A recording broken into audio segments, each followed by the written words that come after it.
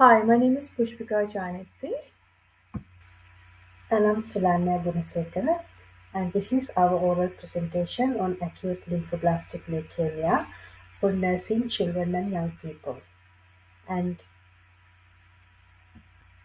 we have to look at Melissa Honda's story. I'm not going to go in detail on the story, and I strongly request you to stop and read the story. Hi, it's Pushpika again. So I'm here to talk about Melissa's handover in Call Award.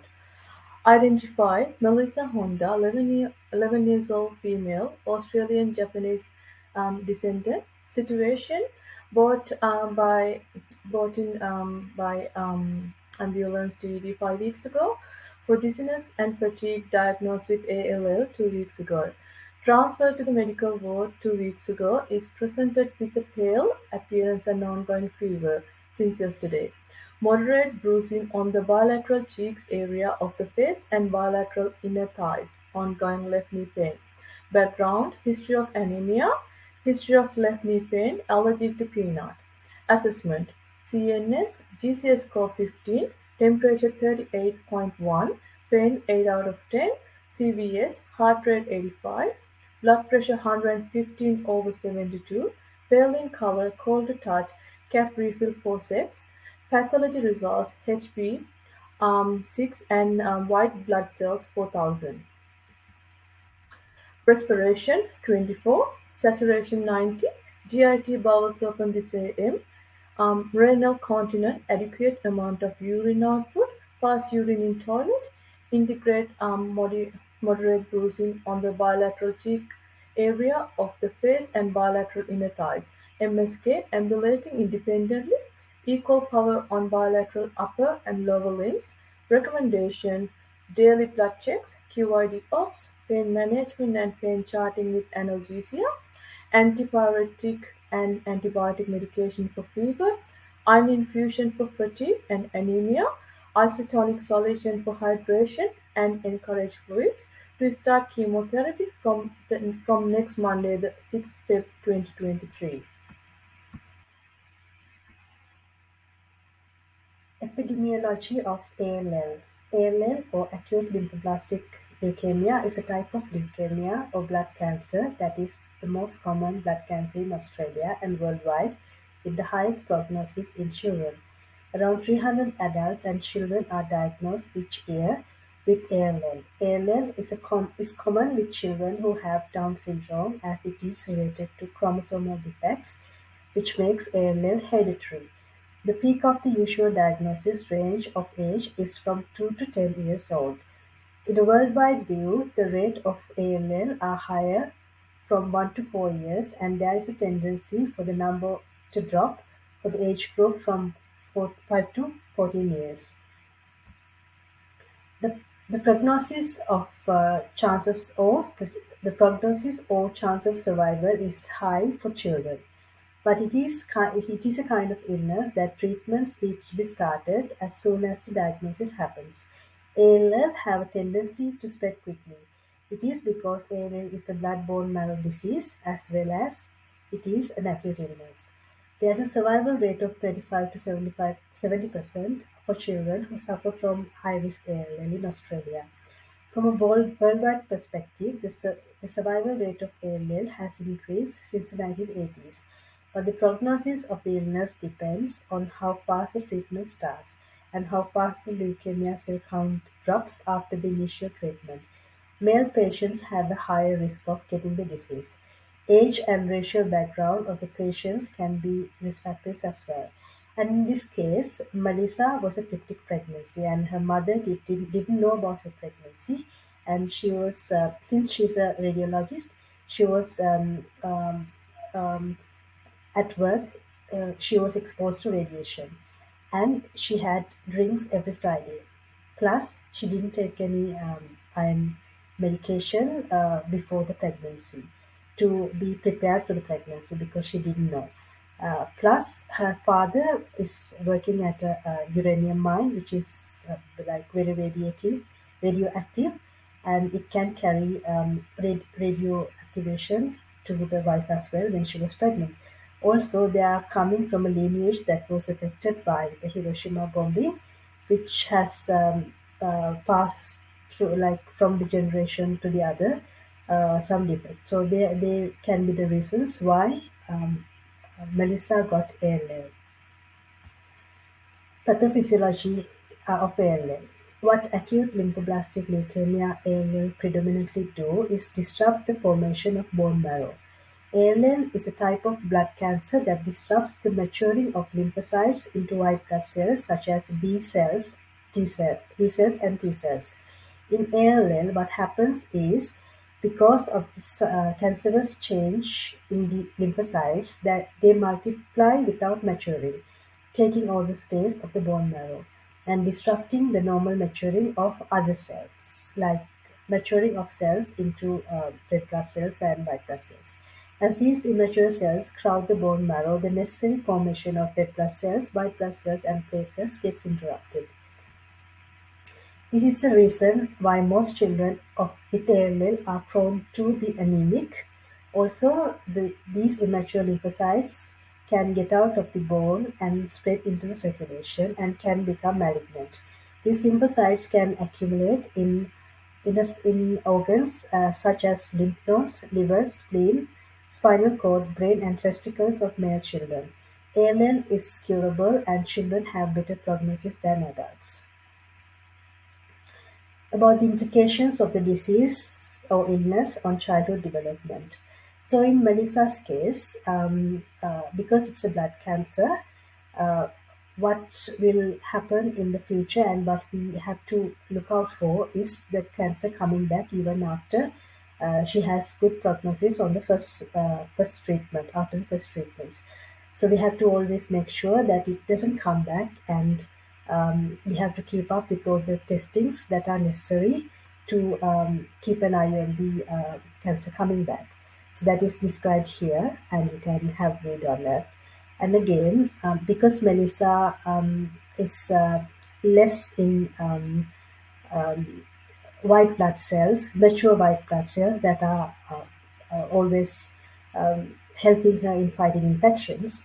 And with chemotherapy, there's a chance of good white blood cells getting destroyed, because in chemotherapy they target like all cells, not only cancerous cells. So her immunity can go down. So we have to make sure that we even in the community we follow good infection control, because she can get infect like she can be um, she's she has a more chance of getting an illness other than the other normal kids. So we have to look out for that. Also, because she is a child, and with chemotherapy, it can make her hair to fall. So the body image issues is also a problem that she will face in the future.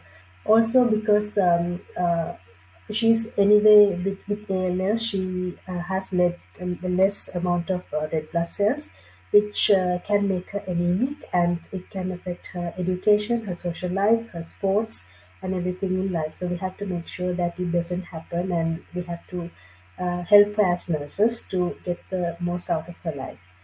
And about how the nurses can promote family centered care. So in this case, proper education is a must, and giving education on the illness as well as the treatments and how the treatments can affect her is very, very important.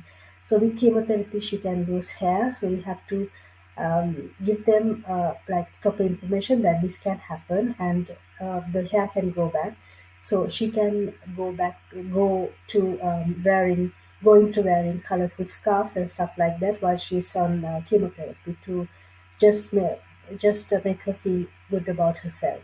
And as nurses also, we can wear colorful scarves so she won't feel left out.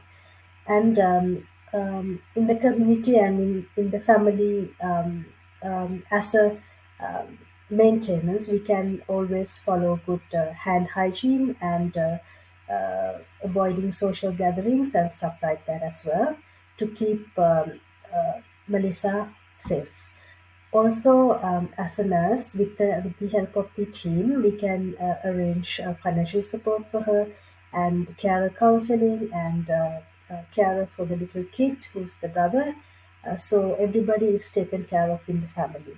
Also, education about medication and new clinical trials and not using over-the-counter drugs, as described in the slides, is very important in this process. Nursing considerations. Our nursing considerations are done according to the clinical reasoning cycle. There are 8 steps you can see here. Um, those steps are consider the patient situation, collect clues information, process informations, and the fourth one is identity problem issues, and the fifth one is establish goals, six take action, and the seventh one evaluate, and the last one is reflect on process and new learnings. So my first nursing intervention needs managing fever. 11 years old female, she came to the ED. When she came, her temperature was 38.1, but at the moment it increased up to 38.9 on her last reading. So in here, our goals to reduce her temperature to normal range in which is in children 36.5 to 38 point. So to achieve that, because we can clearly say that the low, even you can see here her pathology results shows that her she got low HB level, which is 6, and white blood cells is 4,000. So it's clearly low white blood cells, and the temperature rise indicates that declining ability to fight infection. So our goal is to lowering the blood temperature to clinical ranges. To take to make that happen, so we can take few actions like send blood samples to pathology by performing venipuncture and also 5 minutes of hand hygiene and cold compressions to reduce temperature of the body, and also doctor initiated antibiotics and antipyretic medication. So, second in nursing intervention is managing fatigue. Patient feeling fatigue since admission because she has a history of anemia. Also, her pathology result shows that the full blood count shows HB level is 6. Also, her GCS score 14. It was 15 before, now it's decreased to 14. Also, her oxygen is 89. Because clearly we can see that if everything, anemia because of anemia, that's all happened. So the goal is to improve HB level and overall oxygenation, including peripheries of the body, also achieving GCS of 15, reducing hypoxia to the brain. So, to make that happen, we can do iron infusion as prescribed by the doctor. Modifications of areas like we can do like using shower chair, taking period of rest. Also, we can do 2 liters of oxygen. RN can initiate that. Also, a doctor prescribed blood infusion cross match for Melissa. Last one is nursing intervention 3, managing knee pain because she has a history of knee pain, ongoing knee pain. It was 8 out of 10. At the moment, is 9 out of 10. It's ongoing blunt pain since admission. So, and PT, because she's having difficulty of walking because of her knee pain. So the our goal is to increase the ability to mobilize independently by managing her pain. So for that, we can do pain medication, doctor initiated NSAIDs and opioids. Also, I refer to physiotherapist, refer to a pediatric counselor to manage anxiety, which could elevate physical pain because she was a healthy kid and suddenly everything happened. Maybe she's anxious, so it could lead to more pain as well.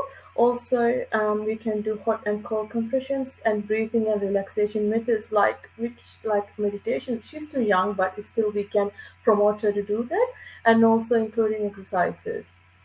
And also we can do education and medication management at home after the discharge. So after the discharge,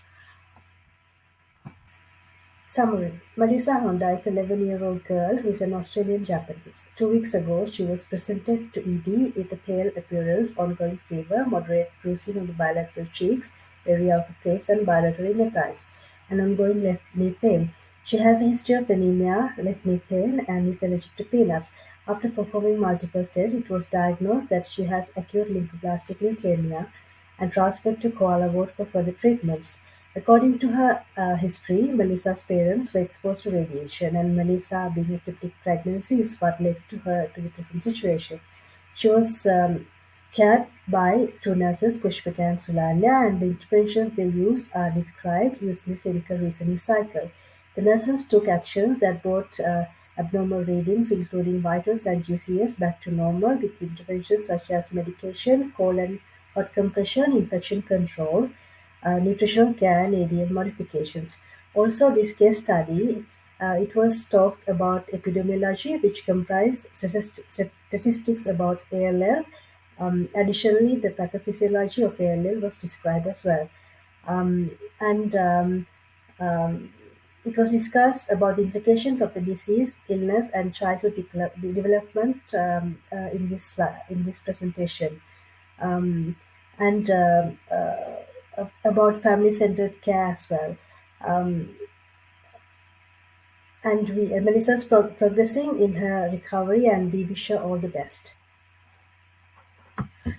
thank you so much for the opportunity, and you can see all the references at the end of the presentation. Thank you so much.